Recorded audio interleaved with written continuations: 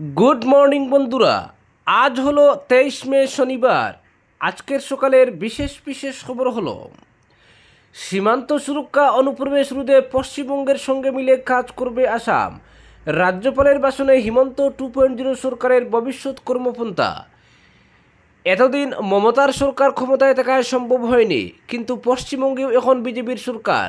তাই সীমান্ত সুরক্ষা থেকে দেশের নিরাপত্তা অনুপ্রবেশ রোধে এখন পশ্চিমবঙ্গ সরকারের সঙ্গে মিলে কাজ করবে রাজ্য সরকার। শুক্রবার বিধানসভায় নিজের ভাষণে সরকারের এই ভবিষ্যৎ কর্মপন্থা তুলে ধরেছেন রাজ্যপাল লক্ষণ প্রসাদ আচার্য।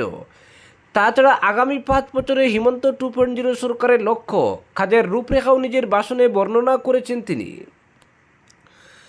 আসামে বিজেপির সরকার ক্ষমতায় বসার পর থেকেই সীমান্ত সিল করার কাজে গুরুত্ব দিচ্ছে, যাতে অনুপ্রবেশ রোধ করা যায়।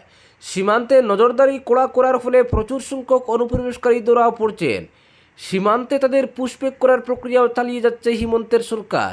কিন্তু এতদিন ধরে মুখ্যমন্ত্রীর আক্ষেপ ছিল, আসামের সীমান্তে কড়াকড়ি করলে কি হবে, পশ্চিমবঙ্গের উন্মুক্ত সীমান্ত দিয়ে বাংলাদেশিরা অবাধে ঢুকতে পারেন, ফলে দেশের নিরাপত্তা রক্ষায় আসামের প্রচেষ্টা কাজে আসে না। কিন্তু এবার পশ্চিমবঙ্গে ক্ষমতার পালাবদল ঘটেছে। বিজেপি সরকার ক্ষমতায় আসার সঙ্গে সঙ্গে মুখ্যমন্ত্রী শুভেন্দু অধিকারী সীমান্তে কাঁটাতারের বেড়া নির্মাণের জন্য প্রয়োজনীয় জমি হস্তান্তর করার সিদ্ধান্ত নিয়েছেন। অসম ত্রিপুরার বাংলাদেশ সীমান্তবর্তী এলাকা কাঁটাতারের বেড়া দিয়ে ঘিরে রাখা হলেও পশ্চিমবঙ্গের বাংলাদেশ সীমান্ত আজও উন্মুক্ত। মমতার সরকার তাতে গুরুত্ব দেয়নি, সহযোগিতা করেনি কেন্দ্রের সঙ্গে, অথচ পশ্চিমবঙ্গের সঙ্গে বাংলাদেশের সীমান্তই সবচেয়ে বেশি। তাই সীমান্ত সুরক্ষায় পশ্চিমবঙ্গের বিজেপি সরকারের প্রশংসা করে রাজ্যপাল বলেন, এর ফলে বাংলাদেশ সীমান্ত সুরক্ষিত হবে। জাতীয় নিরাপত্তার প্রতি দায়বদ্ধ সরকার এখন আসাম, পশ্চিমবঙ্গ এবং কেন্দ্রের সাথে সমন্বয়ের ভিত্তিতে কাজ করছে। এর ফলে দীর্ঘদিনের চ্যালেঞ্জ মোকাবিলা করা সম্ভব হবে। শিলিগুড়ি করিডোর সহ স্পর্শকাতর অঞ্চলের সীমান্তে বেড়া বসানোর কাজ সম্পূর্ণ হলে সীমান্ত সুরক্ষিত হবে এবং অনুপ্রবেশ রোধে ফলপ্রসূ ব্যবস্থা নেওয়া সম্ভব হবে। জাতীয় নিরাপত্তা নিশ্চিত করতে পশ্চিমবঙ্গ সরকার ও কেন্দ্রের সঙ্গে সহযোগিতায় কাজ করবে রাজ্য সরকার। এদিকে আগামী 5 বছরে হিমন্ত 2.0 সরকারের লক্ষ্য কর্মপন্থা তুলে ধরে রাজ্যপাল জানান, 2028 সালের মধ্যে 10 লক্ষ কোটির অর্থ ব্যবস্থা হবে আসামের। গত 5 বছরে সরকারের কাজকর্মের ফলে রাজ্যে ঘরোয়া উৎপাদন বছরে 16% চক্রবৃদ্ধি হারে বৃদ্ধি পেয়েছে। এই হার বজায় থাকলে 2028-29 সালে 10 লক্ষ কোটির অর্থনীতি হবে আসামের। উত্তর পূর্বের বিকাশের ইঞ্জিন হিসেবে আসামকে রূপান্তর করতে 5 লক্ষ কোটি টাকা বিনিয়োগে অসম গতিশক্তি মাস্টার প্ল্যান রূপায়ণ করবে সরকার। তাছাড়া 18,000 কোটি টাকা বিনিয়োগে বানমুক্ত অসম গঠন করা, উপন্ত কৃষকদের বছরে 11,000 টাকা করে সাহায্য, মাছের উৎপাদন বৃদ্ধি করে 10 লক্ষ মেট্রিক টন করা, শিক্ষার মহানগরী গড়ে তোলা, জৈব বৈচিত্র্যের জন্য বন অসম নীতি, অরণ্য মিশনের শুভারম্ভ করবে সরকার। কৃত্রিম বুদ্ধিমত্তার অধিক ব্যবহার করা হবে। তাছাড়া আগামী 5 বছরে 2 লক্ষ সরকারি চাকরি দেওয়ার প্রতিশ্রুতিও ফের মনে করিয়ে দিয়েছেন রাজ্যপাল। অপরদিকে অনুপ্রবেশের বিরুদ্ধে কড়া অবস্থান নিলেন স্বরাষ্ট্রমন্ত্রী অমিত শাহ। শুক্রবার তিনি স্পষ্ট ভাষায় জানিয়ে দিয়েছেন, ভারতের পূর্বাঞ্চল সীমান্তে অনুপ্রবেশ আটকাতে শক্তিশালী পদক্ষেপ গ্রহণ করা হচ্ছে। স্বরাষ্ট্রমন্ত্রী ঘোষণা করেন, শক্তিশালী নিরাপত্তা ব্যবস্থা গড়ে তুলতে খুব শীঘ্রই আসাম, ত্রিপুরা এবং পশ্চিমবঙ্গের মুখ্যমন্ত্রীদের নিয়ে বৈঠকে বসবেন তিনি। বিএসএফের অনুষ্ঠানে তিনি বলেন, অসম, ত্রিপুরা এবং পশ্চিমবঙ্গের সরকার এখন একটাই নীতিতে বিশ্বাস করে, দেশে অবৈধ অনুপ্রবেশ মেনে নেওয়া যাবে না, দেশে কোনো অনুপ্রবেশ করতে দেওয়া হবে না। অমিত শাহ জানিয়েছেন, অনুপ্রবেশ আটকানোর লক্ষ্যে একটি শক্তিশালী নিরাপত্তা বলয় গড়ে তুলতে খুব শীঘ্রই 3 রাজ্যের মুখ্যমন্ত্রীদের নিয়ে বৈঠক ডাকা হবে। অনুপ্রবেশ রোধে সীমান্তরক্ষী বাহিনীকে আরও সক্রিয় হওয়ার আহ্বান জানিয়েছেন স্বরাষ্ট্রমন্ত্রী অমিত শাহ। সীমান্তে পর্যবেক্ষণ ছাড়াও সমন্বয়ের ক্ষেত্র বিস্তার করতে এবং তৃণমূল স্তরে তথ্য আদান প্রদানের ব্যবস্থা শক্তিশালী করতে বিএসএফকে আর্জি জানিয়েছেন তিনি। অমিত শাহ বলেন, আমি বিএসএফকে আহ্বান জানাচ্ছি, শুধু সীমান্তে কাজ করার পরিবর্তে আমাদের district collector, Patwari, police super, police থানার ইনচার্জ সহ সবার সঙ্গে যোগাযোগ রাখতে হবে এবং তাদের কাছ থেকে পাওয়া তথ্যের ভিত্তিতে অনুপ্রবেশকারীদের বহিষ্কারের জন্য আমাদের একটি স্বচ্ছন্দ ব্যবস্থা গড়ে তুলতে হবে। উল্লেখ্য, আসাম ও পশ্চিমবঙ্গে বিধানসভা নির্বাচনের প্রচারের সময় স্বরাষ্ট্রমন্ত্রী অমিত শাহ বারবার অনুপ্রবেশ ইস্যুতে শান দিয়েছেন, ভোটারদের তাতিয়েছেন এই ইস্যুতে, ঘুষপেটিয়েদের তন্ন তন্ন করে খুঁজে বের করে তাড়ানো হবে বলে হুঙ্কার ছুড়েছেন বারবার। বিশেষ করে বাংলাদেশ থেকে অবৈধভাবে সীমান্ত পেরিয়ে ভারতে আসা মুসলিম অনুপ্রবেশকারীদের বিরুদ্ধে সুর চড়িয়েছেন তিনি। এবার বাস্তবে তা কার্যকর করতে উদ্যোগী হয়েছেন স্বরাষ্ট্রমন্ত্রী অমিত শাহ। অপরদিকে দ্রুততার সঙ্গে কাজ শেষ করে তারাপুর শিববাড়ি রোডের এলিভেটেড করিডোর চালুর পক্ষে মত পোষণ করেছে কাছাড় জেলা প্রশাসন। ফলে করিডোরের পাশে ডাইভারশন রুটের দৈর্ঘ্য বৃদ্ধি করে যান চলাচল অব্যাহত রাখতে আরও জমি অধিগ্রহণের সার্ভে রিপোর্ট জমা দিতে পূর্ত বিভাগকে নির্দেশ দিয়েছেন জেলা শাসক আয়ুষ গর্গ। জানা গেছে, ডিসির নির্দেশের পরে শিববাড়ি রোডের অধিগ্রহণের জমি থেকে দোকানপাট সরিয়ে নিতে মালিকদের নোটিশ দিয়ে দেওয়া হয়েছে। সূত্রের খবর, অধিগ্রহণের সময় কটি করে বাড়িঘর দোকানপাট সরাতে হবে। আগামী বুধবারের মধ্যে এ সংক্রান্ত রিপোর্ট পেশ করতে বলেছেন জেলা শাসক।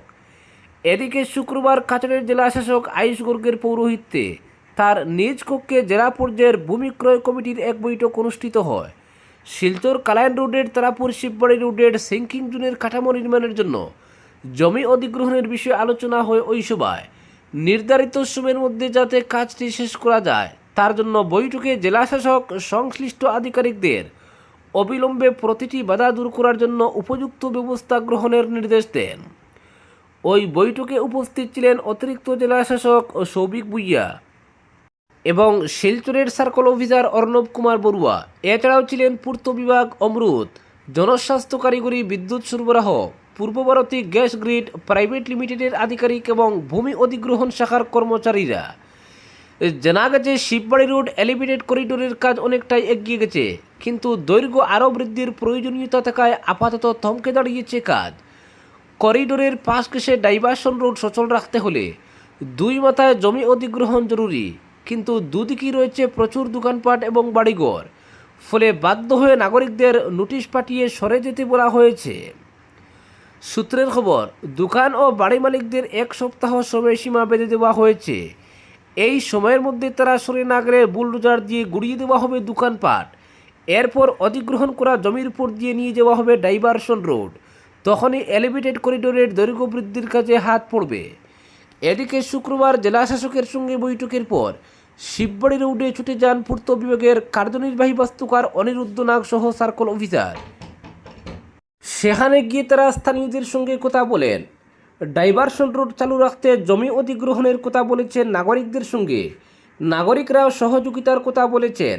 সব কিছু ঠিকঠাক থাকলে আগামী মাসের শুরুতেই ফের শুরু হবে এলিভেটেড করিডোরের কাজ, এমনটাই জানা গেছে এক বিশেষ সূত্রে।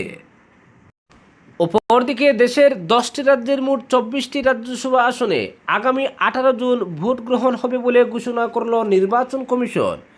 শুক্রবার নির্বাচন কমিশনের তরফে জানানো হয়েছে, 21 জুন থেকে 19 জুলাইয়ের মধ্যে বিভিন্ন সময়ে রাজ্যসভার সদস্যদের মেয়াদ শেষ হচ্ছে। সেই কারণেই এই নির্বাচন আয়োজন করা হচ্ছে। ঘোষণা অনুযায়ী অন্ধ্রপ্রদেশ, গুজরাট এবং কর্ণাটকে 4টি করে আসনে ভোট হবে। মধ্যপ্রদেশ ও রাজস্থানে 3টি করে আসনে নির্বাচন হবে। ঝাড়খণ্ডে 2টি আসনে ভোট গ্রহণ হবে। এছাড়া মণিপুর, মেঘালয়, অরুণাচল প্রদেশ এবং মিজোরামে 1টি করে আসনে নির্বাচন হবে। একই সঙ্গে মহারাষ্ট্র ও তামিলনাড়ুর 1টি করে রাজ্যসভা আসনে উপনির্বাচনের ঘোষণাও করেছে নির্বাচন কমিশন। নির্বাচন কমিশনের ঘোষিত সূচি অনুযায়ী মনোনয়ন জমা দেওয়ার শেষ দিন 8 জুন। 9 জুন মনোনয়নপত্র যাচাই করা হবে। প্রার্থীপদ প্রত্যাহারের শেষ সময় 11 জুন। ভোট গ্রহণ হবে 18 জুন সকাল 9টা থেকে বিকেল 4টা পর্যন্ত। ওই দিনই গণনা সম্পন্ন হবে। গোটা নির্বাচন প্রক্রিয়া শেষ করার নির্ধারিত দিন 20 জুন। যাদের মেয়াদ শেষ হচ্ছে তাদের মধ্যে রয়েছেন কর্ণাটক থেকে নির্বাচিত এইচ.ডি. দেবেগৌড়া এবং মল্লিকার্জুন খাড়গে। এছাড়াও রয়েছেন কেন্দ্রীয় মন্ত্রী রবনীত সিং, জর্জ কুরিয়ান, প্রাক্তন মুখ্যমন্ত্রী দিগ্বিজয় সিং এবং কংগ্রেস নেতা শক্তি সিংহজি গুহিল। রাজনৈতিক অঙ্ক কষে বিভিন্ন মহলে এই নির্বাচন নিয়ে ইতিমধ্যেই শুরু হয়েছে জোর চর্চা। বর্তমান বিধানসভা সমীকরণ অনুযায়ী 24টির মধ্যে অধিকাংশ আসনই এনডিএর ঝুলিতে যেতে পারে বলে অনুমান। গেরুয়া শিবির একাই ডজন খানেক আসন পেতে পারে বলে রাজনৈতিক বিশ্লেষকদের একাংশের ধারণা। অন্যদিকে বিরোধী শিবিরও কয়েকটি গুরুত্বপূর্ণ আসনে লড়াই জমাতে পারে বলে মনে করা হচ্ছে। কংগ্রেস ও তাদের মিত্রদলগুলির ঝুলিতে একাধিক আসন যেতে পারে বলে রাজনৈতিক মহলের হিসাব। বিশেষ নজর থাকবে অন্ধ্রপ্রদেশ, গুজরাট ও কর্ণাটকের উপর, কারণ এই তিন রাজ্যের ফলাফল সংসদের উচ্চকক্ষের ভবিষ্যৎ সমীকরণে গুরুত্বপূর্ণ প্রভাব ফেলতে পারে। আজকের বিশেষ সংবাদ এখানেই সমাপ্ত।